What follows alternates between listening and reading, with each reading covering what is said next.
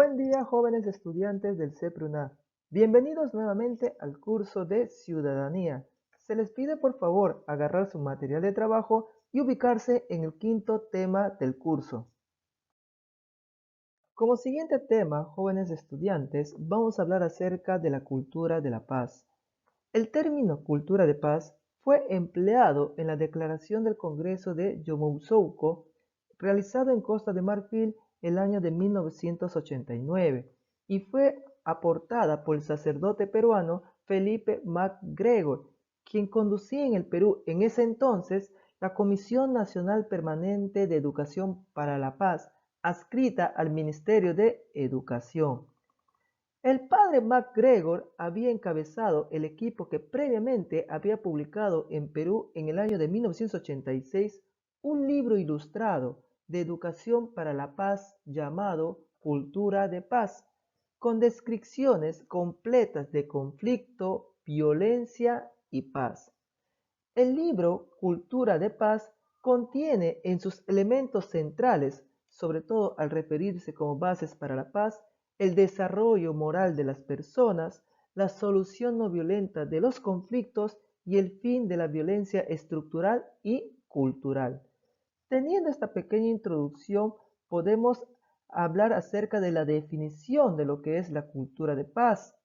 Las Naciones Unidas definen la cultura de paz como un conjunto de valores, actitudes, comportamientos y estilos de vida que rechazan la violencia y previenen los conflictos atacando sus raíces a través del diálogo y la negociación entre los individuos, los grupos y los mismos estados.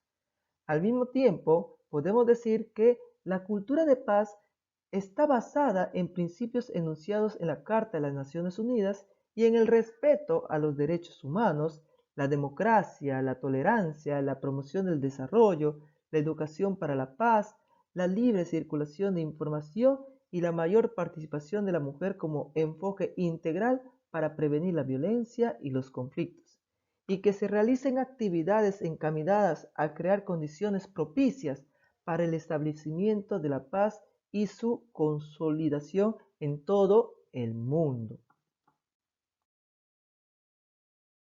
Como ya he mencionado anteriormente, la cultura de paz tiene en cuenta los derechos humanos.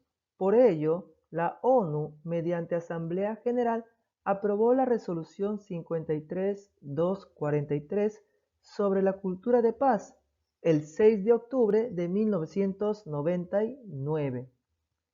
En este documento titulado Declaración y Programa de Acción sobre una Cultura de Paz, la Asamblea General hace alusión y pone énfasis en la Carta de las Naciones Unidas, en la Constitución de la Organización de las Naciones Unidas para la Educación, la Ciencia y la Cultura y en la Declaración Universal de los Derechos Humanos, y reconociendo que la paz no es solo la ausencia de conflictos. ¿Qué quiere decir esto, jóvenes estudiantes? Que la paz debe ser una situación en la que todos los derechos sociales, económicos y culturales sean respetados y disfrutados por todos nosotros. Al mismo tiempo, este documento está conformado por 9 artículos e incluye un programa de acción con objetivos y estrategias y agentes principales. ¿Y a qué se refiere con estos agentes principales? ¿Quiénes son estos agentes principales? Bueno, esos agentes principales y claves para la construcción de la cultura de paz, vamos a encontrar ahí a las familias, la sociedad civil, las instituciones religiosas, las empresas y el mismo Estado en sus 3 niveles, tanto nacional, regional y local. Y una consolidación de las medidas a adoptar todos los agentes de la paz pertinentes en los planos nacional, regional e internacional, en la cual se habla de medidas para promover una cultura de paz por medio principalmente de la educación. Por eso se dice, jóvenes estudiantes, que la educación es el pilar y el desarrollo de toda sociedad. A continuación, jóvenes estudiantes, vamos a hablar acerca de los documentos que sustentan la Declaratoria de la Cultura de Paz. Los documentos que la Asamblea General de la ONU se basó como fundamento para lograr la resolución de la cultura de paz son los siguientes. La Carta de las Naciones Unidas, que tiene estrecha relación entre los derechos humanos y la paz. El artículo primero enuncia los propósitos de las Naciones Unidas. Cabe mencionar, jóvenes estudiantes, que de los 194 países que hay en el mundo, 193 forman parte de las Naciones Unidas. La única excepción es la de la Ciudad del Vaticano, que tiene el rol de Estado observador. Los demás 193 países están representados en el órgano deliberante, que es la Asamblea General. ¿Y cuáles son esos 4 propósitos de las Naciones Unidas? Son los siguientes. Mantener la paz y la seguridad internacional. Fomentar entre las naciones relaciones de amistad. Realizar la cooperación internacional en la solución de problemas internacionales y la promoción del respeto de los derechos humanos, y servir de centro que armonice los esfuerzos de las naciones. El siguiente documento tenemos la Declaración Universal de los Derechos Humanos. La Declaración Universal de los Derechos Humanos es un documento que sirve de plan de acción global para la libertad y la igualdad, protegiendo los derechos de todas las personas en todos los lugares del mundo.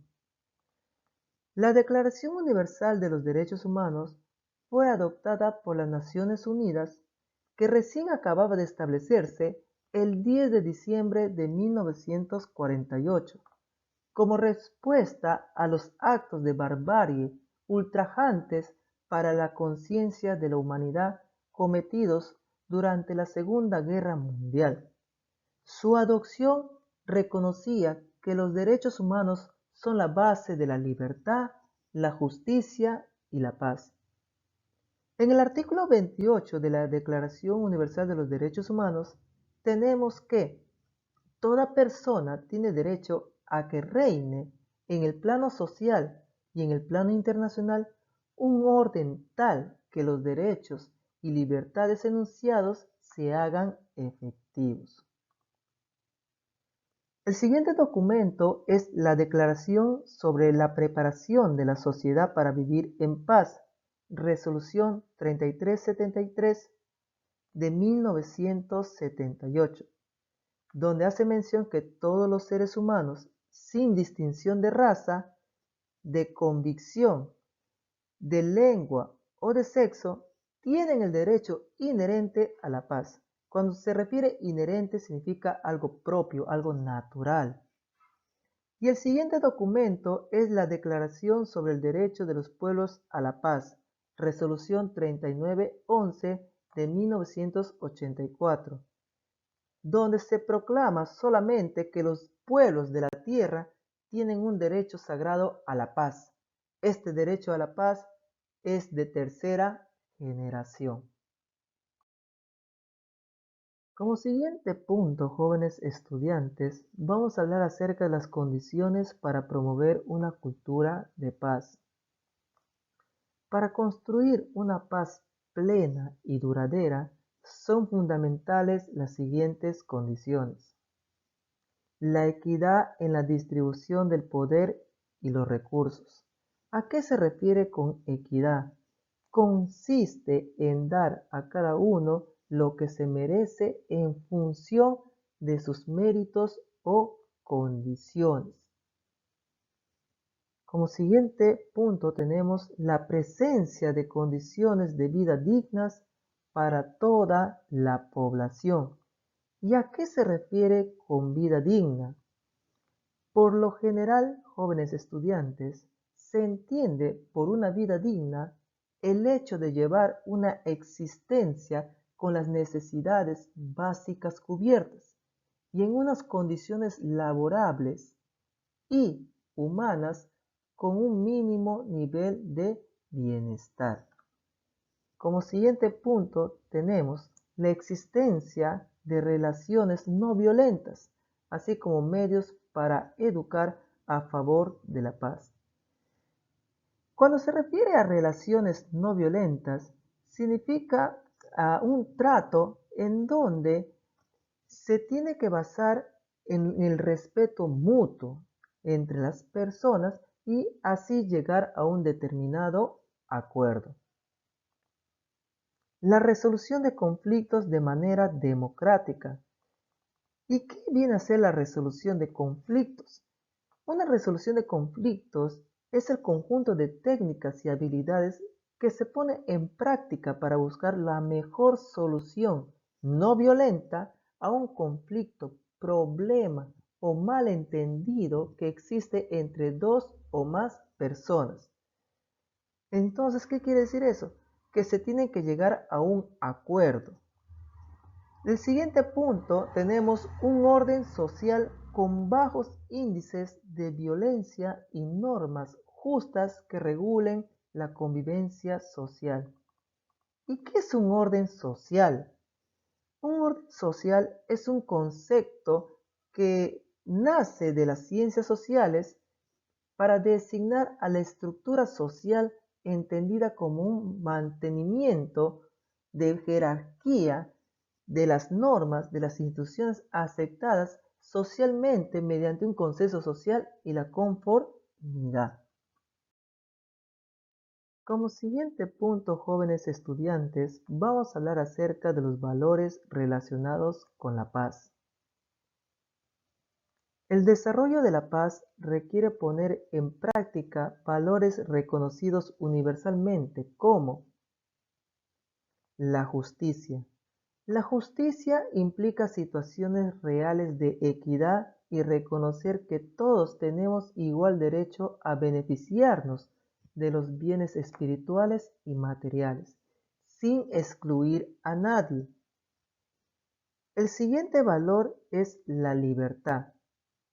La libertad es primordial, porque la paz es imposible sin el respeto por las libertades fundamentales, como la libertad de conciencia, la libertad de expresión, la libertad de culto, la libertad de asociación, la libertad de empresa y otros tipos de libertades más. Gracias a la libertad podemos elegir la vida que queremos llevar y desarrollar nuestras potencialidades. Nosotros tenemos, como algunos llaman, el libre albedrío, ¿ya? La libertad de elegir entre una y otra cosa, entre el bien y el mal. El siguiente valor es la igualdad. La igualdad implica que todos seamos iguales en la dignidad. La diversidad no debe originar situaciones de privilegio que propicien la dominación de unos sobre otros. ¿Eso qué quiere decir? ¿Sabes qué? Porque tú eres blanco, eres superior a mí. O porque tú eres negro, tú tienes que ser mi esclavo. Esas cosas no se tienen que dar, porque toda persona tiene una dignidad y esa dignidad se tiene que valorar. Muy bien, jóvenes estudiantes del CEPRUNA. Eso sería todo concerniente a la clase de hoy. Gracias por su atención. No se olviden, cualquier duda o consulta que tengan, preguntar a su profesor.